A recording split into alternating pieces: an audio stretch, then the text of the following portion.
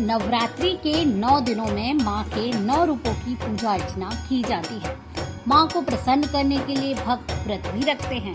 धार्मिक मान्यताओं के अनुसार नवरात्रि के दौरान विधि विधान से माँ दुर्गा की पूजा करने से सभी मनोकामनाएं पूरी हो जाती हैं। अश्विन मास में शुक्ल पक्ष की प्रतिपदा तिथि से शारदीय नवरात्र शुरू हो जाते हैं। हिंदू धर्म में नवरात्रि का बहुत अधिक महत्व होता है। हिंदू पंचांग के अनुसार शारदीय नवरात्रि का पर्व रविवार 15 अक्टूबर 2023 से प्रारंभ होगा। शारदीय नवरात्रि का पर्व 23 अक्टूबर 2023 को समाप्त होगा। नवरात्रों के दौरान सुबह जल्दी उठकर स्नान कर लें, फिर पूजा के स्थान पर गंगा जल डालकर उसकी शुद्धि कर लें। घर के मंदिर में दीप प्रज्वलित करें। माँ दुर्गा का गंगा जल से अभिषेक करें। माँ को अक्षत, सिंदूर और लाल पुष्प अर्पित करें। प्रसाद के रूप में फल और मिठाई चढ़ाएं। धूप और दीपक जलाकर दुर्गा चालीसा का पाठ करें और फिर माँ की आरती करें। माँ को भोग भी लगाएं। इस बात का ध्यान रखें कि भगवान को सिर्फ सात्विक चीजों का ही भोग लगाया जाता है। पूजा की सामग्री की लिस्ट: लाल चुनरी, लाल वस्त्र, मौली, श्रृंगार का सामान, दीपक, घी, तेल, धूप, नारियल, साफ चावल, कुमकुम, फूल, देवी की प्रतिमा या फोटो, पान, सुपारी, लौंग, इलायची, बताशे या मिश्री, कपूर, फल, फूल, मिठाई, कलावा। नवरात्रि के दौरान कुछ बातों का खास तौर पर ख्याल रखना चाहिए। नवरात्रि के दौरान सात्विक भोजन करना चाहिए। इस दौरान लहसुन, प्याज, मांस, मदिरा का सेवन नहीं करना चाहिए। अगर आपके घर में कलश स्थापना अखंड ज्योति जला रखी है तो घर को खाली ना छोड़ें। जिन लोगों ने नवरात्रि के दौरान व्रत रखे हुए हैं उन्हें 9 दिन दाढ़ी, मूछ, बाल और नाखून नहीं काटने चाहिए। धार्मिक मान्यताओं के अनुसार नवरात्रि के दौरान माँ दुर्गा धरती में आ जाती हैं।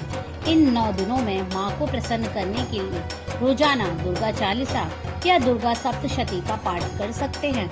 माँ दुर्गा की पूजा काले रंग के वस्त्र पहनकर नहीं करनी चाहिए। आप लाल या पीले रंग के वस्त्र पहन सकते हैं। दिन में सोना नहीं चाहिए और ब्रह्मचर्य का पालन करना चाहिए। शारदीय नवरात्रि के प्रथम दिन कलश स्थापना होती है।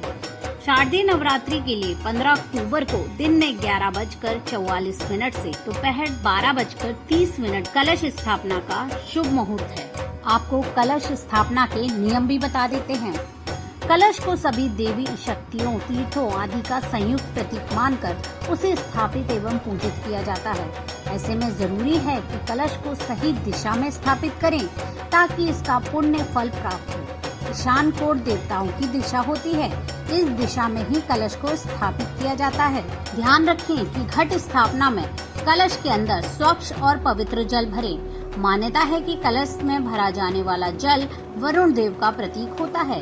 कलश की स्थापना के बाद उसके पूजन के बाद वह जल सामान्य जल न रहकर दिव्य ओजस्वी बन जाता है।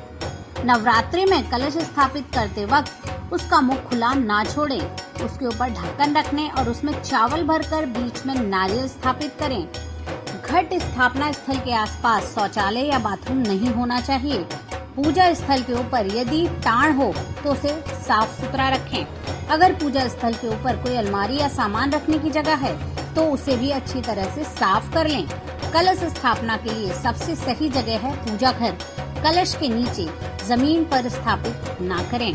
इसके लिए लकड़ी के पाट का इस्तेमाल ही करें। अखंड ज्योति के बिना कलश स्थापना अधूरी मानी जाती है।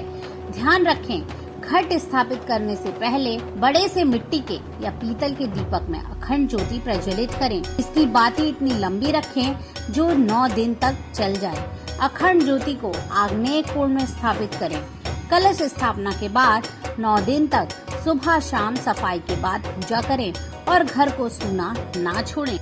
किन लोगों को नवरात्रि के व्रत नहीं करने चाहिए?